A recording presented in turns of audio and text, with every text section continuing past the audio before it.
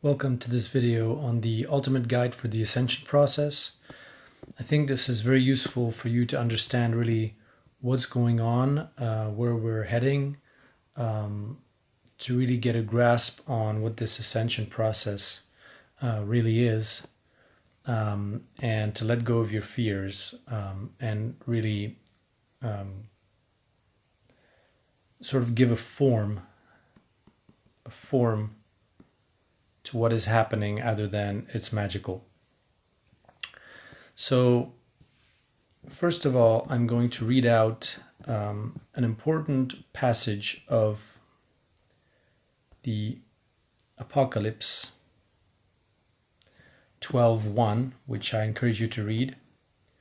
A great sign appeared in heaven, a woman clothed with the sun, with the moon under her feet, and a crown of 12 stars on her head. She was pregnant and cried out in pain as she was about to give birth. Of course, this woman is Gaia, clothed with the sun and the moon under her feet. And she is pregnant with humanity. And she's about to give birth, which is the ascension process. And here I really encourage you to check out my videos, Simulation, Matrix, What is Reality, and the second part, because I'll explain only regarding the ascension process, basically what's happening, but with these two videos you'll really get a grasp on how this reality works and really understand things for what they are. So, understand that there's this inside and outside kind of process.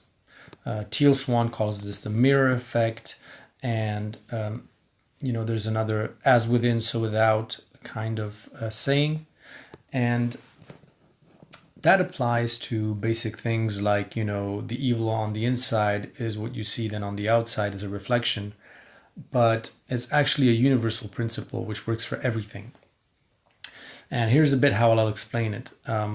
You could say that the chemical processes or interactions between molecules create on the outside a exponentially more complex version of what's going on the inside, and that is the living cell. Living cell,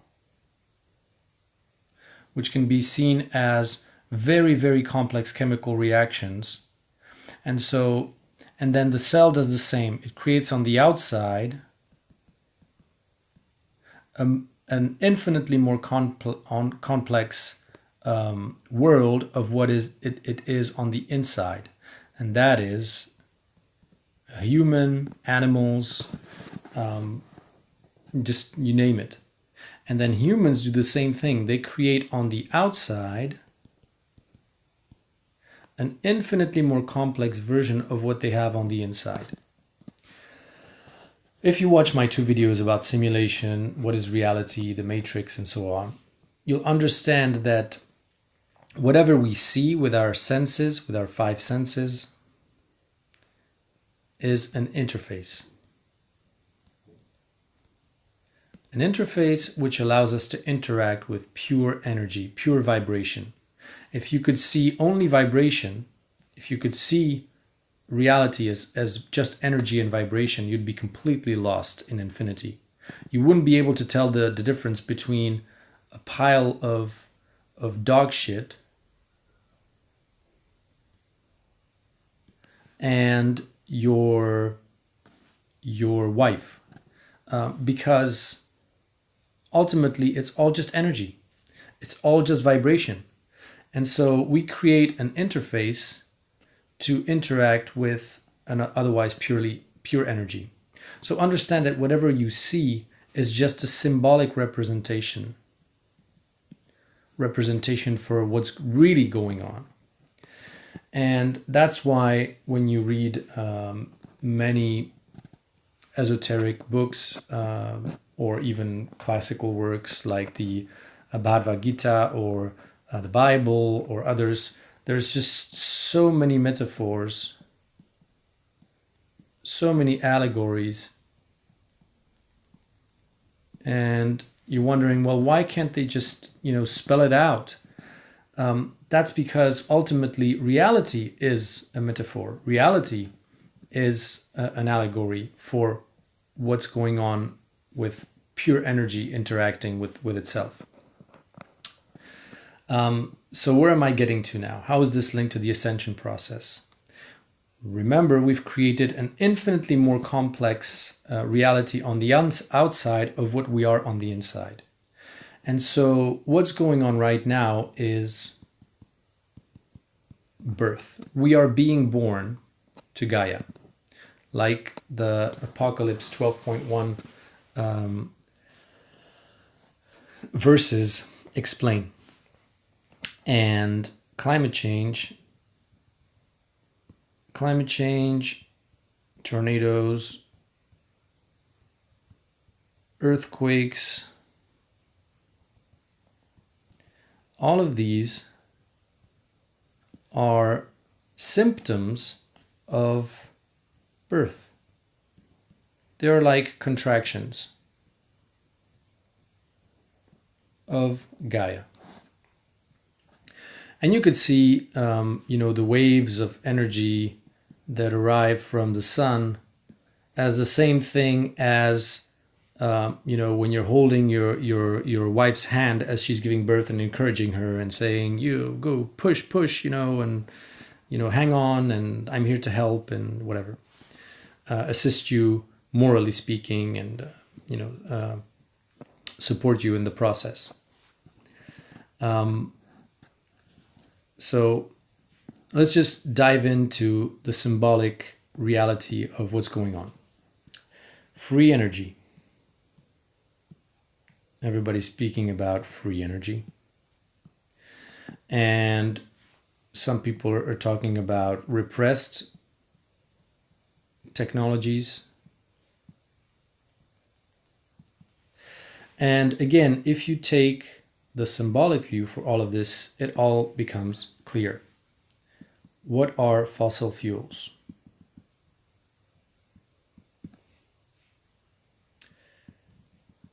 It's Gaia's blood.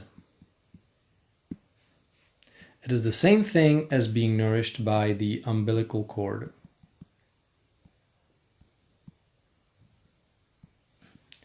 It's the same thing. So we are nourished via the umbilical cord. We're pumping Gaia's blood, and we're living off of Gaia's blood. What happens once the baby is out and you cut the umbilical cord? Of course, it takes its first breath, and that manifests symbolically as free energy. It would manifest as nuclear fusion or prana, or 0-point energy, whatever, you name it. But what about this repressed tech and the fact that we had this technology and it was hidden from us and blah blah blah? Again, take the symbolic representation for why this is happening. When does a baby take its first breath? Once it's outside of the womb. Not inside. If it takes its breath inside, it suffocates. Now, just play a little mental exercise and imagine if we had free energy in the 1950s. What do you think would have happened? At that time, the notions of sustainable development didn't exist. We were just discovering mass consumption, consumerism, mass production, mass consumption. So getting free energy, that technology in the 1950s, it would have created a world of Wall-E. That is exactly the kind of world we would have created, because we had no notion of using that free energy responsibly. And making sure we don't waste it, making sure. So it's the same thing as a premature baby. It's very dangerous to be born too early, as you're just not mature enough to harness whatever new energies or new whatever the possibilities that you have in your body. So it's a normal process. It's normal. There's nothing wrong with the fact that there was repressed tech. Again, symbolically, what is the Cabal and the so-called matrix prison that we're in? Well, from a baby's perspective, being inside the womb, if the baby has a kind of a notion of what's on the outside, clearly the womb is like a prison, because you can't really move. You're very limited in your movement. You're very limited in your possibilities. It's almost like you're repressed, and you want to get access to what's on the outside. You don't understand why you can't have contact with your brothers and sisters that are speaking to you via this veil. You could say ETs. Pleiadians, Arcturians, they're kind of like your brothers and sisters waiting for you to be born on and waiting for you on the outside. And they can speak to you via, through the belly, and you can hear them in the womb, but you can't really interact and see them as clearly as if you were on the outside. And you don't understand. You're like, why am I not already interacting with them? I'm in this matrix prison. Please free me and whatever. And what are the Cabal? The Cabal simply represent the fear of change. That is, it's a symbolic representation of the fear of change that any baby would feel as it is being born, because it has no idea what the outside world is going to be like. And it doesn't understand why it cannot stay, well, at least part of that baby doesn't understand why it can't stay inside and just suckle, just pump, Gaia's blood forever and just continue on as it has been before.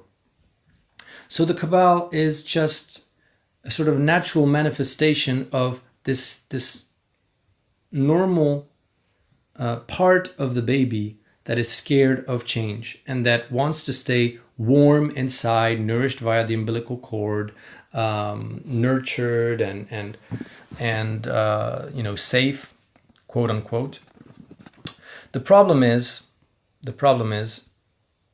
the longer it stays inside, what happens is, I think it's amniotic fluid.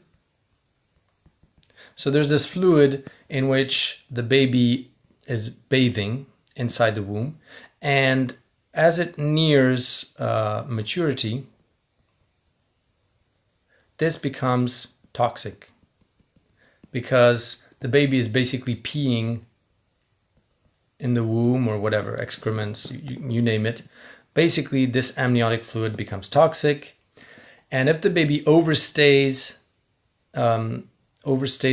its stay in the womb, it suffocates. And again, this is a symbolic representation for nuclear waste, landfills,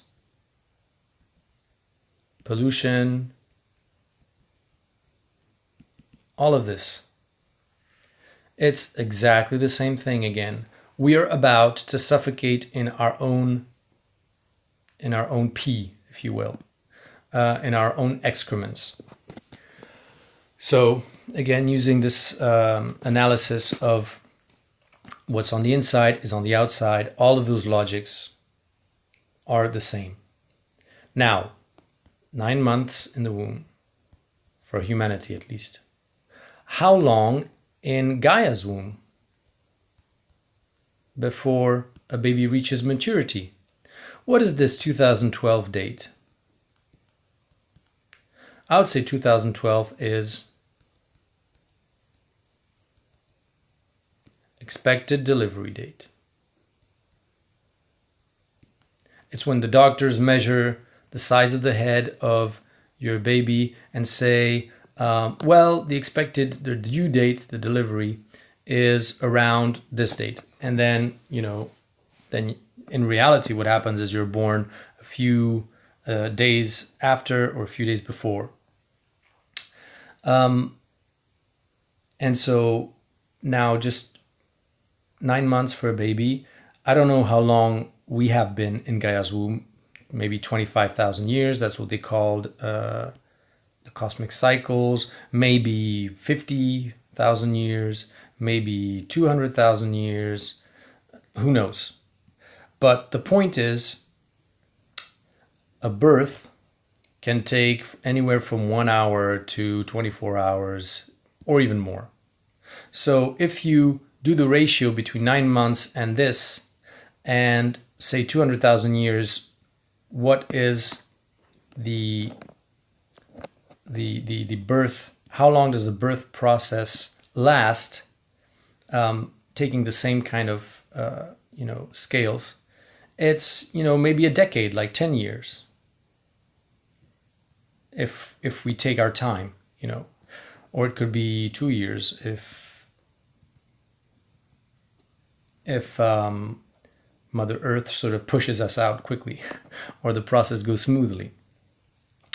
So that's why, we don't witness instant change. We witness what, if it's 10 years, for instance, we'd witness like cataclysmic events and whatever, because of course, birth is extremely painful for both the mother and the child. Now, again, let's go deeper into symbolic representations of this whole ascension process. Of course, once you're outside of the womb, for a baby, it looks like you're in another dimension. Of course. I mean, just imagine that you think you're a baby and you look at your reality from inside the womb and you think that's all there is, and then you're born, and how would that feel? Well, first of all, I mean, you're going through a tunnel of light into the light from darkness. You're in darkness here in the womb, you're in darkness, and then you go into the light.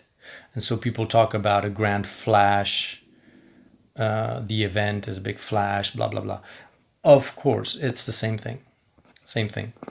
A baby would also witness that as a huge flash, blinding flash of being suddenly outside in the world. Aliens and UFOs. Well, yeah, obviously once you're on the outside, you can finally meet your brothers and sisters. So, yes, obviously we're going to meet aliens, and it's simply once we're born. What about the Great Flood? Well, guess what? What happens once the baby is born inside the womb? It resets. It's almost like if the womb is sort of washed clean and is being prepared for new life, a new cycle. So yes, you could think that once the baby is born, there is a grand flood, like a 2-kilometer high tsunami, which washes over the entire planet. But it's exactly the same thing that happens once a baby is born inside the womb. Like everything is just cleaned and reset. Again, symbolics. We have created on the outside what we're on the inside. Financial system is our circulatory system.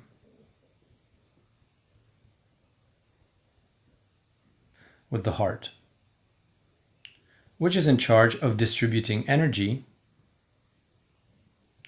to every single cell. It's money. Oops. So this is the same thing, basically. Energy or money.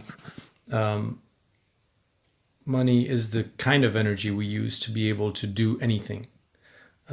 For each and every one of us, like one individual cell inside a global organism, which is humanity.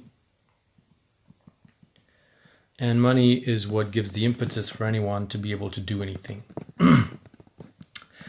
And why there needs to be a reset of the financial system is because basically the system is really shit. It's, the heart, which is the banks, the private banks, is disproportionately big compared to the rest of the body. It sucks in most of the energy for itself. And there's all kinds of other problems, like a tiny bit of cells that capture most of the wealth, most of the energy for themselves, and that creates sort of a discrepancy. Some cells are not oxygenated or not accessing money at all, some a lot. And so you need to kind of reset to just, to make it right. The internet is the nervous system. Same thing, it enables us to coordinate our actions normally. And right now it's not working very optimally. There's a lot of fake information, a lot of contradictory information.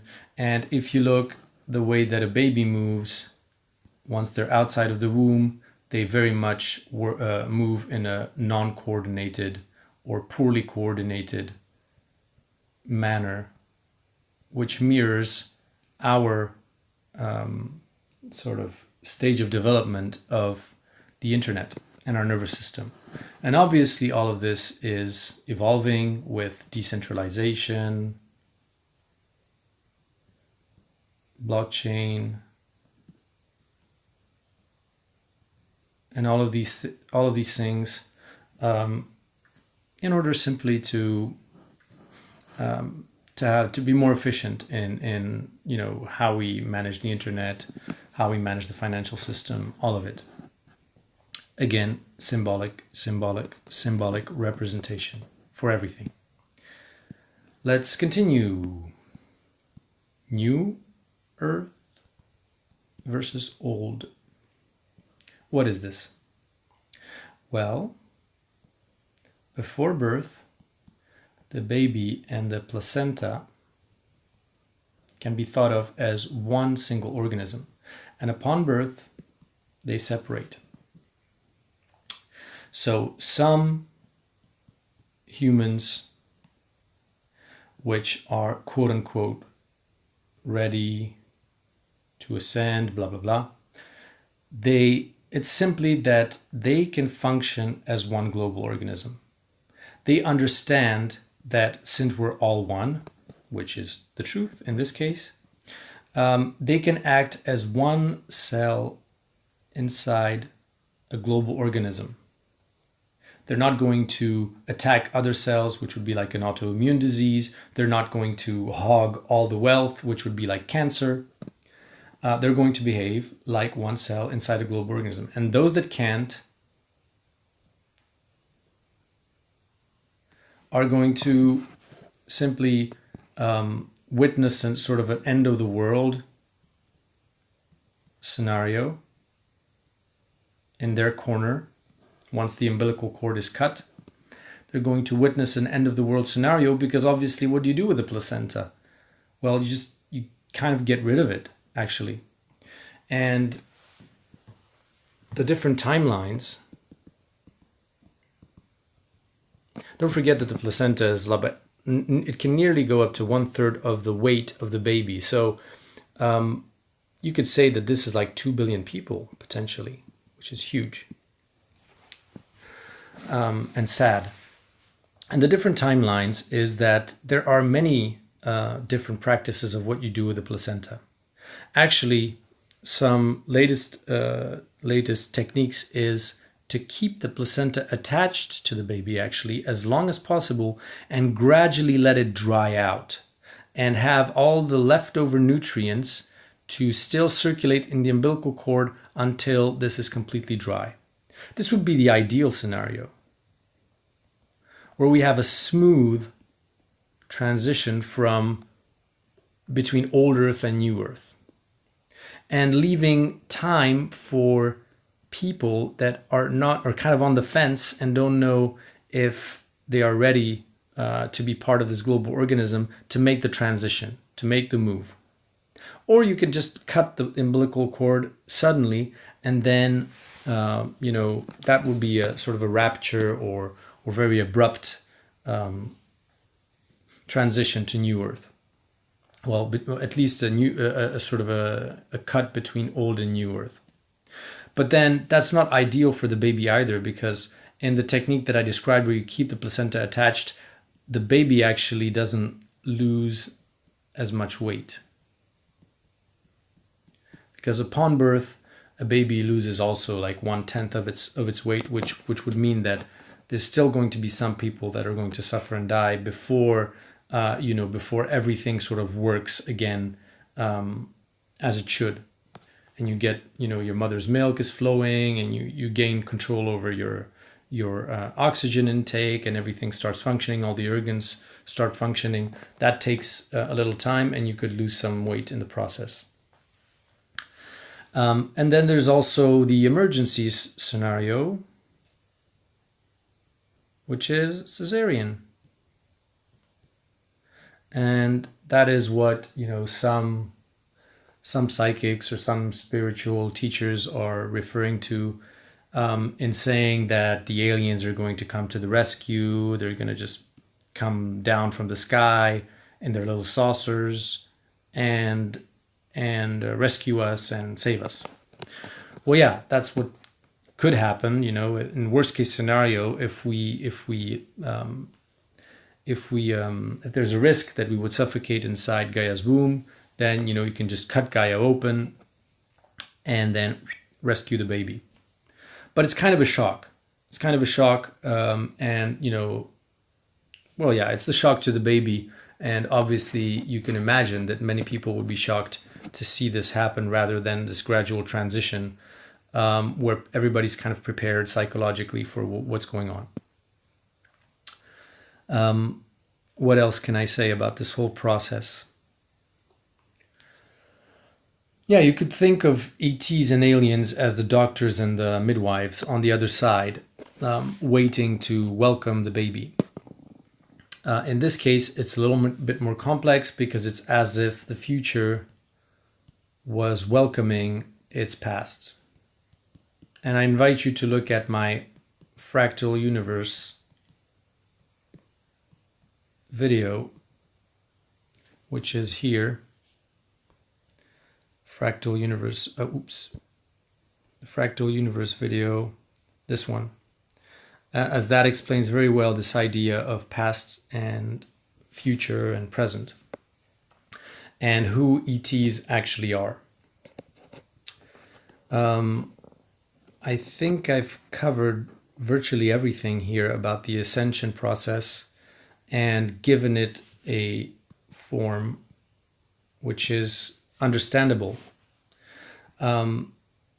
So just whenever you hear about these people that are commenting daily on what's happening and the energies and everything, just understand that it's the same thing as if during a birth process you were commenting on what happens every second. Like, oh, she had a contraction. Oh, we can see one hair sticking out from the vagina. Oh, I see the nose, and it's, I'm not trying to make fun, but I mean, it is kind of a little bit ridiculous because ultimately, it's going to take a decade, and you may as well just go about your business and start acting like this one cell inside a global organism now. Prepare for the change, be the change, eat healthy food, behave like one cell inside a global organism, and it's going to be fine, because this is a natural process. Again, it's natural. There's nothing, like, everything is according to plan, trying to judge like capitalism as being evil or the cabal as being evil, it's kind of silly, because this was all part of the growth process inside the womb of the baby. And if you look at what happened to us as a species, and here's another metaphor for you that you'll finally get.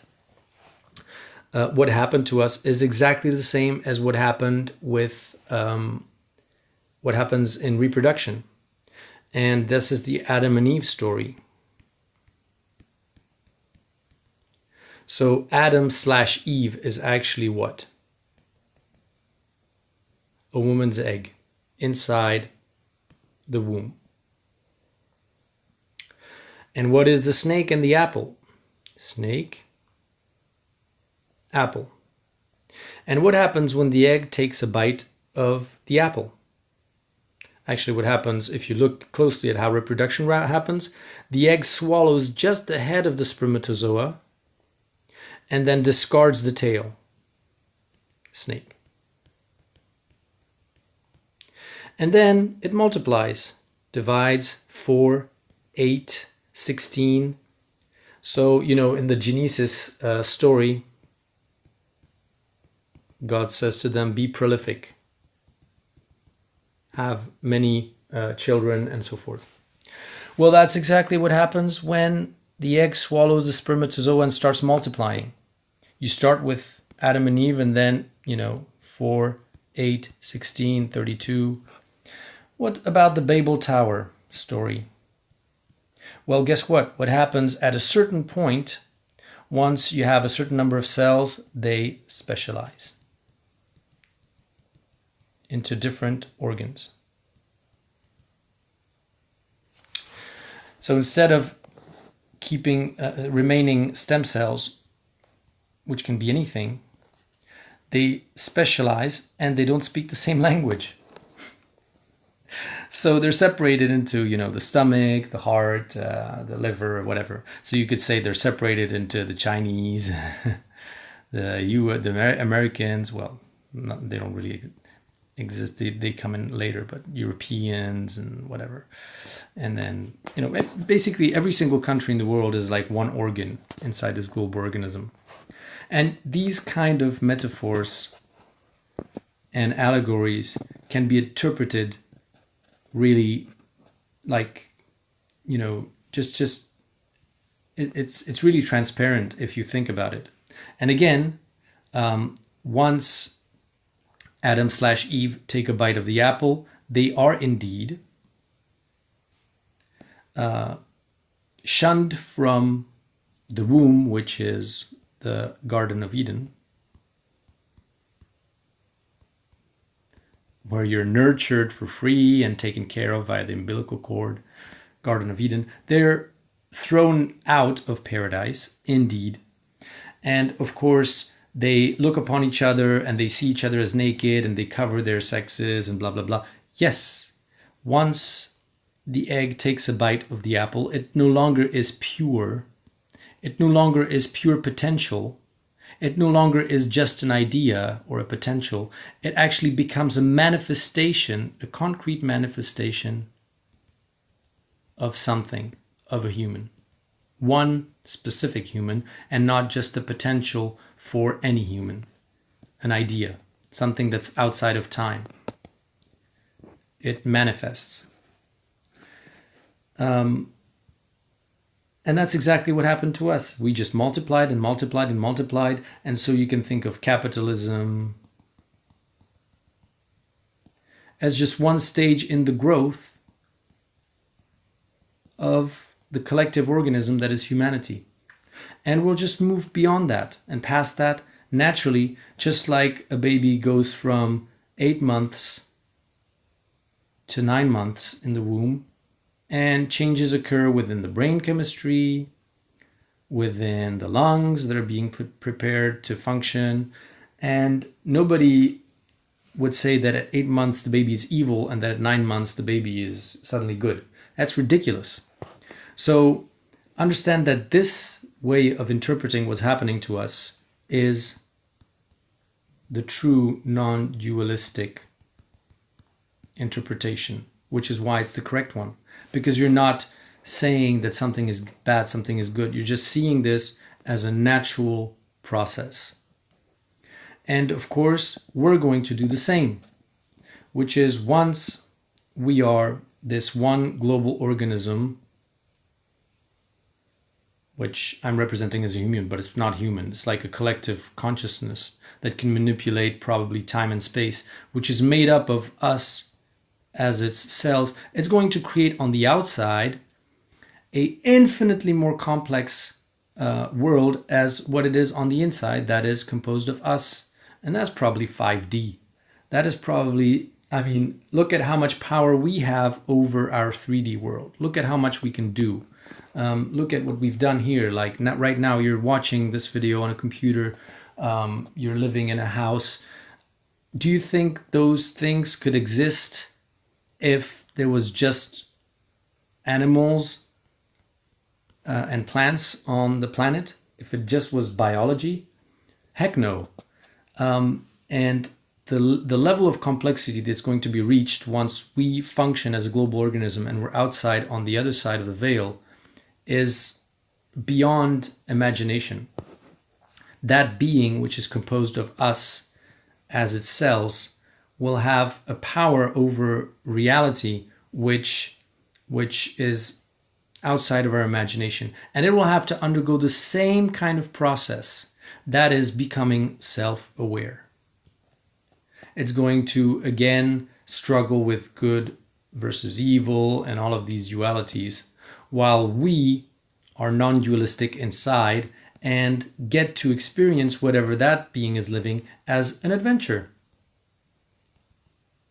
Just like your cells right now are enjoying the ride of being inside your body and experiencing everything you're experiencing and having a blast out of it, because obviously if they were just swimming in the ocean and not part of your body, their experience would be pretty shitty.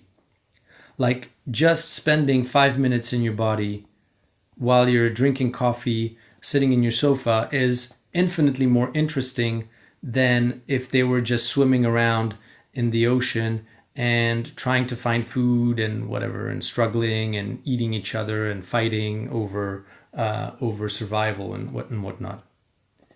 And it's the same process. It's just an infinite fractal. And it's a chase between order and chaos also. Chaos sort of gets displaced upwards. That Alan Watts was very good in explaining this. And indeed, this higher being that we're going to be a part of is going to be in a sort of a chaotic world from its perspective. And from our perspective, we're going to experience order or paradise/paradise. And again, look at what the Bible says. The kingdom of God is within, which is our cells are in paradise, and we are going to be in paradise once we're born as a collective organism. Hopefully you found this video interesting. Now the ascension process should be clear to you. So fear not, all of this is perfectly natural, and see you on the other side.